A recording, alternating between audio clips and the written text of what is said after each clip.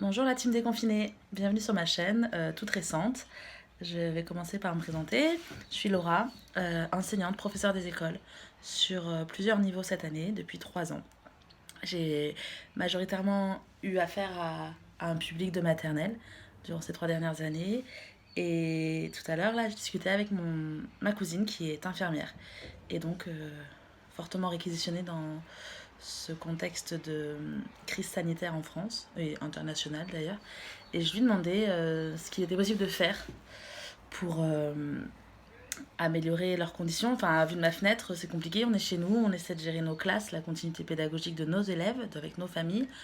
On s'investit, enfin pour ma part, et on a très peu de retours. Alors c'est un peu frustrant, on ne sait pas ce qui est fait à la maison. Et à côté de ça, j'ai beaucoup de demandes et de témoignages de personnes qui ne sont pas du tout dans ma classe, de mes élèves, euh, qui sont en demande sur qu'est-ce qu'on peut faire avec nos enfants à la maison, qui sont jeunes, avec qui on ne peut pas leur demander de rester assis de 8h à 16h, bien entendu, devant un cahier.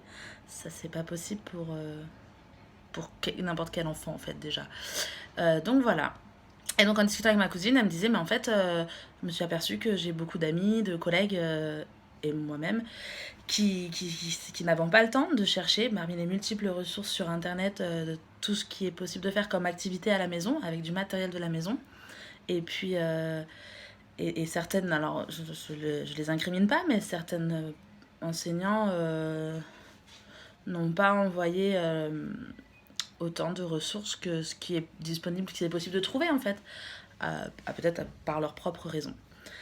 Et donc, coucou à Nanou si tu passes par là, elle m'a lancé le challenge de lancer une chaîne YouTube où je développe des bricolages réalisables à la maison, des activités avec du matériel disponible de la vie quotidienne en fait, ou ne serait-ce que des idées d'activités à réaliser à la maison avec ses enfants.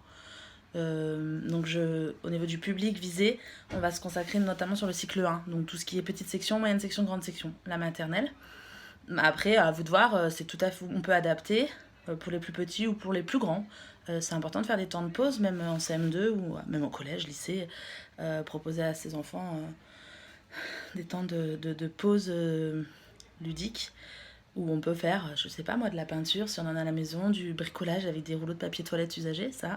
Enfin, usagés, il n'y a plus de papier toilette, on utilise le rouleau. Enfin voilà, il y a plein de choses possibles. Je n'ai pas la prétention d'avoir tout inventé, loin de là. J'ai juste ce que c'est mon domaine de compétence, entre guillemets. J'apporte ma pierre à l'édifice dans cette crise sanitaire comme je le peux. Et c'est vrai que s'il y a un manque à gagner là-dessus, moi j'ai du temps. Du temps, j'en ai trop. Et des compétences, du coup, vu que ça fait 3 ans que je travaille avec ce type de public à l'école. Donc, voilà, première vidéo pour se présenter. En termes de fréquence de vidéo, je sais pas ce que ça va donner. On verra en fonction des retours.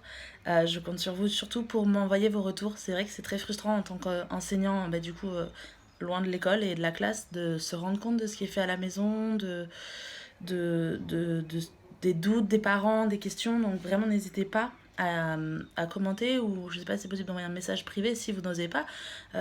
Voilà, moi je suis prête à m'investir dans ce projet. Si ça fonctionne, c'est cool. Ça peut aider ne serait-ce que 2-3 personnes, hein, c'est super. Et, euh, et c'est vrai qu'en tant qu'enseignant, on est ravis de recevoir des petites photos de nos élèves en activité à la maison, avec ce que les parents ont pu trouver. Il n'y a vraiment pas de jugement et ça fait chaud au cœur.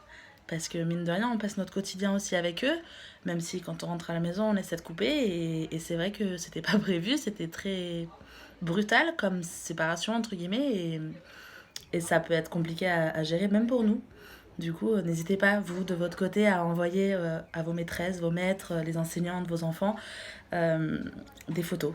Des photos, des retours, des questions. Voilà, on est dans le même flou que vous, hein, on n'a jamais été amené à travailler dans ces conditions-là, et donc on s'adapte, on essaie de proposer des choses, et dans l'urgence, bien entendu. Donc voilà, avec bienveillance toujours, des deux côtés. Bon, donc n'hésitez pas à me faire vos retours sur des questions, des choses qui vous portent question. Je vais faire une deuxième vidéo sur les grandes lignes, les recommandations que moi j'ai envoyées à mes classes, à mes familles. Une chose à savoir en tant que maman surtout, ou que papa, enfin que parent, que personne accompagnant la scolarité à distance, la scolarisation à distance des élèves, ne vous culpabilisez pas. Il est normal qu'un enfant ne soit pas capable de se concentrer plus d'une heure. Selon l'âge, en petite section, 3 ans, c'est ouais, ça peut être 6 minutes, 3 minutes. C'est normal. Il faut réussir à adapter et se caler sur le rythme de l'enfant. C'est en fonction de lui. Il faut toujours, mais même à l'école, nous, enfin, on a été formés pour ça après, mais respecter le rythme de l'enfant. Ne jamais imposer, ne jamais brusquer l'enfant. S'il n'est pas prêt, ça ne sera pas positif. Enfin, il n'apprendra pas. Il va se bloquer, s'énerver, vous allez être stressé, donc lui aussi, et là, c'est pas productif.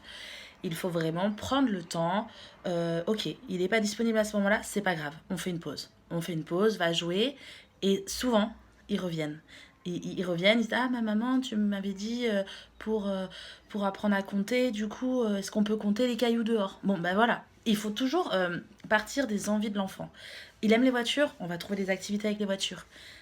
Il aime jouer à la cuisine, et ben on va jouer à la marchande et lui demander de nous ramener 3 œufs selon les niveaux, 3 cuillères de farine, on va faire un gâteau. Voilà, on s'adapte, on adapte vraiment les apprentissages en fonction des envies des enfants. Alors dans une classe, c'est pas toujours possible, mais par contre, vous êtes les mieux placés pour connaître votre enfant. Et voilà, et vous faites comme vous pouvez, du mieux que vous pouvez, et ça ne vous sera jamais reproché. Euh, une journée où c'est pas possible, l'enfant est bloqué, n'a pas envie, c'est pas une journée de perdu. Un enfant, ça apprend en continuité, tout le temps, en permanence. En permanence. Euh, voilà, vous avez l'impression qu'il n'a rien fait de la journée, mais c'est pas vrai. Il vous a entendu discuter, vous avez utilisé du vocabulaire, vous avez verbalisé avec lui. Il a progressé énormément en termes de langage. Et bah, c'est un apprentissage. Lui, il pense qu'il a joué toute la journée, mais en fait, non. Il a appris. Il a appris à vos côtés. Et ça, il faut l'entendre en tant que parent ou personne accompagnant des enfants en jeune âge, parce que c'est pas toujours simple de quantifier les apprentissages. De se rendre compte qu'en fait, même s'il n'a pas fait son coloriage ou réussi à finir la fiche que vous lui aviez imprimée ou que l'enseignant avait demandé, non, en fait, ça c'est dans sa tête, c'est très clair, il a appris. Et une autre chose qui est importante, c'est de verbaliser avec l'enfant les apprentissages. On fait beaucoup de manipulation maternelle depuis longtemps maintenant. On s'est aperçu que les fiches papier n'étaient pas forcément l'idéal pour un enfant de maternelle. Alors, une petite section notamment, moi je suis, enfin je vous l'ai pas dit, mais du coup je suis plus petite section cette année, même si j'ai eu des moyens et des grands dans mon parcours. Petite section, on commence jamais avec une feuille parce qu'on s'est aperçu que l'outil scripteur, donc le stylo, le crayon, le feutre, n'était pas. La tenue de l'outil n'était pas acquise et que ça servait à rien en fait de mettre des mauvaises bases, de commencer alors que ne serait-ce que la motricité des doigts n'était pas assez développée pour pouvoir permettre les mouvements de l'écriture ou du coloriage. Donc c'est beaucoup de manipulation, beaucoup de jeux. Et ce qui est important quand on fait une activité de jeu comme ça, c'est le temps à la fin de verbaliser ce qui a été appris, ce qui a été fait, que l'enfant se rende compte aussi lui-même de ses apprentissages. Donc voilà, je ne sais pas si c'est clair. En tout cas, n'hésitez pas à me faire vos retours sur cette première vidéo, qui est plus une vidéo de présentation. Là, il n'y a rien de concret, enfin voilà. La deuxième vidéo que je vais poster, ce sera voilà, sur les recommandations, les habitudes à prendre avec votre enfant au quotidien, ça peut être difficile. Je pense que je ferai aussi une vidéo sur un emploi du temps type.